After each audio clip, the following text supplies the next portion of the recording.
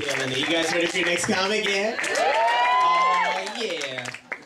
Our next comic stars as Cinderella in the web series The Fairy Tales that was just selected into Outfest, bitches. Yeah. Give it up for the very funny Jessica Gardner.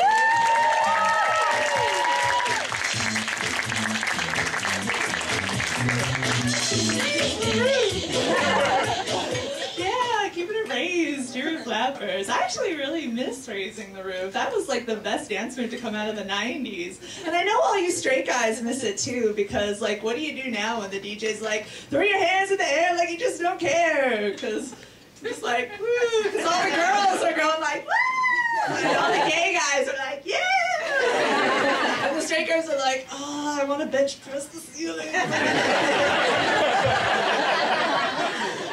It used to really help me in clubs, because I have this problem. You know that mystical power that some people have called gaydar? You know? Yeah, I don't have that.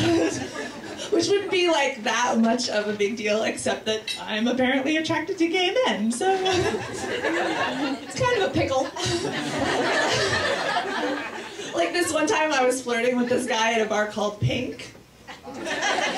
He was really nice about it, actually. He tried to like give me a hint by telling me something about him and his partner, and I was like, oh, you're a lawyer. I don't know though, gay bars in Los Angeles are really confusing. Like the Factory is a gay bar? That does not sound like a gay bar. The Abbey? That sounds like a British pub. It's not. No. But the most embarrassing one was Akbar, though. Akbar is a gay bar. Oh yeah, a fan of Akbar. But yeah, I thought that it was going to be like a place where I could meet some cute Star Wars geeks. Some Admiral Akbar. No, it's a trap. That's my Akbar. Yeah, and embarrassingly enough, I did wear my Slave Leia costume there. And no one wanted to Jabba my hut, so... Although, the Rainbow Room, not a gay bar. Pink's Hot Dogs, not a gay bar. That's my favorite joke, sorry. I actually started to realize I had this no gaydar thing when I was in college. I had hooked up with no less than 3 guys, all of whom later came out of the closet. That is a true story. One guy actually came out the night that we hooked up. This is a true story. He actually stepped out of the closet that we were making out in, went up to my friend Josh and kissed him. To be funny, I thought. And then he proceeded to announce to the entire party of musical theater majors that it was right then that he realized that he was, in his words, super gay.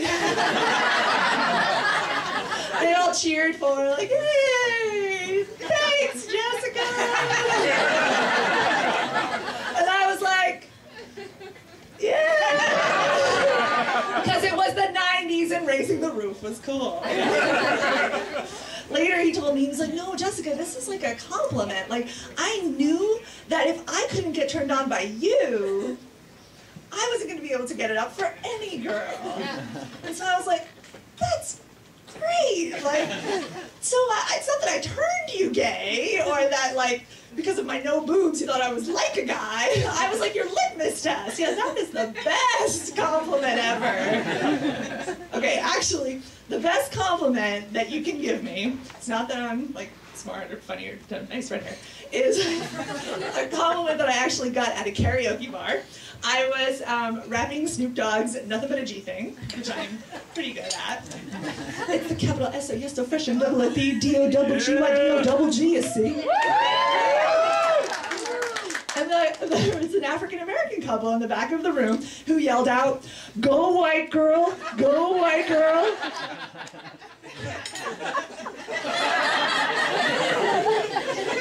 Because, I'm sorry, but you know that they just don't, like, give that out.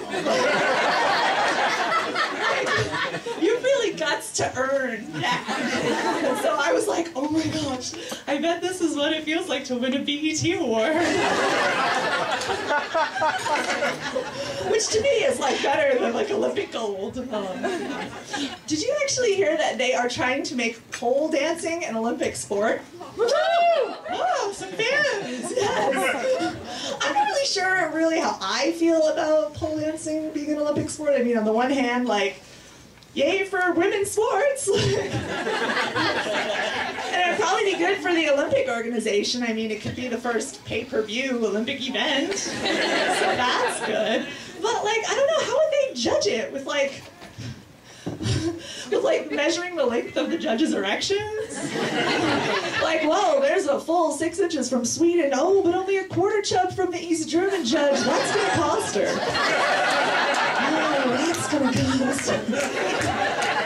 It would have to be in the Summer Olympics, though. Well, yeah, it couldn't be in the Winter Olympics, because we all know what happens when you put wet lips on an icy pole. And because it's in the Summer Olympics, I would just think that, like, that would be with the gymnastics. And the only problem I see with it is, like, in the gymnastics category, those girls are, like, really young. Like, there would have to be some sort of age limit on pole dancing. Like, you must be 18 years old to compete. 16 if you were abused. I'm Jessica Gardner. Thanks, everybody.